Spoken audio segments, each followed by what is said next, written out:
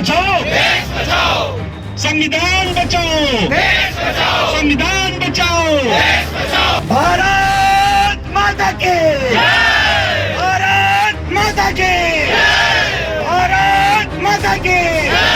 वंदे मातरम, वंदे मातरम, वंदे मातरम, वंदे मातरम। दिल्ली के मुख्यमंत्री अरविंद केजरीवाल को जब से ईडी ने गिरफ्तार किया है तब से आम आदमी पार्टी के कार्यकर्ता, विधायक और पदाधिकारियों में बड़ी नाराजगी देखने को मिल रही है। इसी को लेकर दिल्ली विश्वविद्यालय में आम आदमी पार्टी के मुखिया और दिल्ली के मुख्यमंत्री अरविंद केजरीवाल की रिहाई को लेकर और उनके समर्थन में विश्वविद्यालय के शिक्षकों और छात्रों ने जमकर विरोध प्रदर्शन किया और कैंडल मार्च निकाला। आपको बताते चले कि सीएम केजरीवाल के जेल जाने से देश ही नहीं विदेश से भी कई प्रतिक्रियाएं आ रही हैं और लोगों में नाराजगी देखी जा रही है। इसी को लेकर दिल्ली विश्वविद्यालय में शिक्षकों और छात्रों के अंदर नाराजगी देखने को मिली। उन्होंने कैंडल मार्च निकालने के बाद केंद्र सरकार, प्रधानमंत्री नरेंद्र मोदी और ईडी के खिलाफ जमकर नारेबाजी की और क्या कुछ कहा, आइए सुनाते हैं इस रिपोर्ट। जिस तरीके से लोकतंत्र की हत्या हो रही है देश में, अकादमिक इंस्टीट्यूशन की जो स्वायत्तता है उसकी हत्या हो रही है और जिस तरीके से मुख्यमंत्रियों को जेल में डाला जा रहा है, विपक्ष बचेगा नहीं। ये जो सरकार आई है विपक्ष लेस जो है डेमोक्रेसी चाहती है, इसलिए एक सिंबॉलिक प्रतिरोध दिल्ली विश्वविद्यालय के शिक्षकों और छात्रों द्वारा हो रहा है कि चाहे हेमंत सोरेन को हो, केजरीवाल की हो, इनकी रिहाई के लिए हो रहा है और ये लगातार चल रहा है। ये आप लोकतंत्र की जो सबसे खूबसूरती है वो डेसेंट प्रतिरोध या आप कहें कि जो है विमत प्रकट करने की भावना, अगर उसी को कुचल दिया जाएगा तो आपको समझे कि लोकतंत्र नहीं बच सकेगा। और लोकतंत्र बेसिक स्ट्रक्चर का पार्ट है संविधान, ये एक तरीके संविधान पर नहीं। देखिए, अगर आपके पास कुछ नहीं था तो आप इतने साल तक बंद रखे ना। सुप्रीम कोर्ट, माननीय सुप्रीम कोर्ट उनको रिहा किया है, इसका मतलब है कि आपके पास कुछ नहीं। ऐसे टारगेटेड तरीके से विच हंटिंग हो रही है, विपक्ष के नेताओं को जानबूझकर उनकी आवाज को खामोश किया जाए ताकि जनता को लोग मोबिलाइज न कर पाए, जनता को जो सक्षम न बना पाए, सजग न बना पाए। देखिए, वो एक विपक्ष अपने संविधान को, अपने लोकतंत्र को और जनतंत्र के अंदर जनता की आवाज को जिंदा रखने के लिए संघर्ष कर रहा है और यही संघर्ष मिट न जाए, जनता की आवाज खामोश न हो जाए, इस बात की लड़ाई लड़ रहा है। लोकतांत्रिक संक्रमण हो रहा है, जिस तरीके का जो अटैक टारगेटेड तरीके से हो रहा है विपक्ष के नेताओं के साथ, जो वो इमीडिएटली रोकना चाहिए।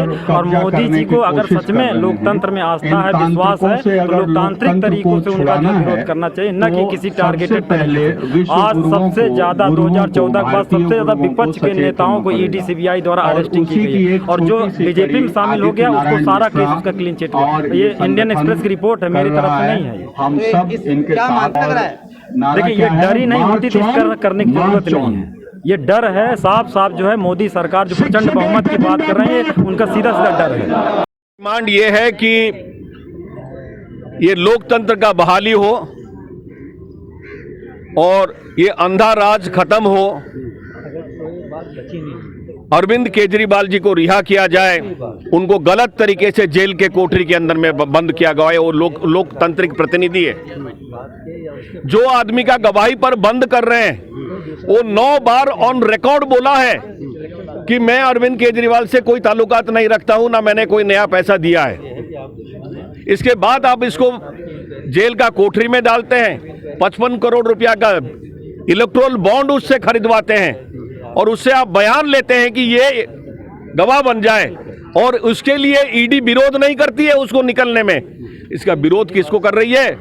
अरविंद केजरीवाल जी को कर रही है, मनीष सिसोदिया को कर रही है, शिबू सोरेन को कर रही है कि अपोजिशन इतना दहशत में आ जाए।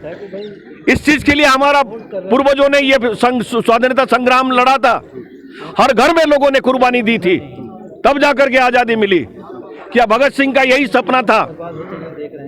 क्या सुखदेव का यही सपना था जिन्होंने फांसी के तख्ते पर लटक गए थे? इस प्रकार का लोकतंत्र के लिए ये लोकतंत्र का हत्या हो रही है। क्या मानते हैं आप, जिस तरीके से मुख्यमंत्री अरविंद केजरीवाल जी को गिरफ्तार किया, पहले सत्येंद्र जैन, फिर मनीष सिसोदिया, फिर संजय सिंह और अब संजय सिंह को रिहा कर दिया गया, क्या मानते हैं आप? रिहा तो कोर्ट के सामने उनके पास कोई दलील ही नहीं है। मैं कोई टिप्पणी नहीं करता हूं, संस्थाओं का खात्मा हो चुकी है। कोई लोकतंत्र चलता है संस्थाओं के माध्यम से, ये इंस्टीट्यूशनल मर्डर हो चुका है। आज इंस्टीट्यूशंस इस देश में बचे ही नहीं है। जो इंस्टीट्यूशन को खड़ा करने में हमें कई सदी लग गए थे, एक विश्वास के साथ खड़े किए थे। जब दूसरे देश जो आजाद हुए थे भारत के साथ, वहां डेमोक्रेसी एक एड ब्रेक के रूप में आता है। यहाँ लोकतंत्र के ऊपर लोगों का भरोसा है, सुप्रीम कोर्ट में लोगों का भरोसा है, उस भरोसा को इन्होंने खत्म कर दिया। सबसे इंपॉर्टेंट बात ये है। देखिए, मैं आपको बताना चाहता हूँ ये डर किस लिए है। एक अल्टरनेटिव मॉडल का डर है।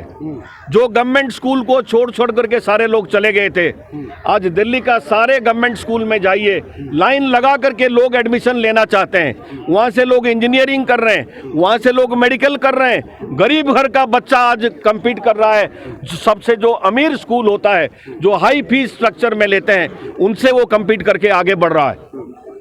आज मोहल्ला क्लिनिक है, आज दिल्ली के जो तमाम हॉस्पिटल्स है, जो घर में काम करने वाले लोग हैं, जो मजदूर किसान लोग हैं, वो कहाँ जाते हैं? वो अपोलो हॉस्पिटल में नहीं जाते हैं, वो इन तमाम हॉस्पिटल्स में जाते हैं। वहां पर उनको दवाई मिलती है, और जितना वैरायटी का दवाई फ्री में मिलती है ना, आप जाकर के उसका आंकड़ा देख लीजिए, इतना दवाई फ्री में किसी हॉस्पिटल में नहीं मिलती है, हिंदुस्तान का किसी हॉस्पिटल में नहीं मिलती है।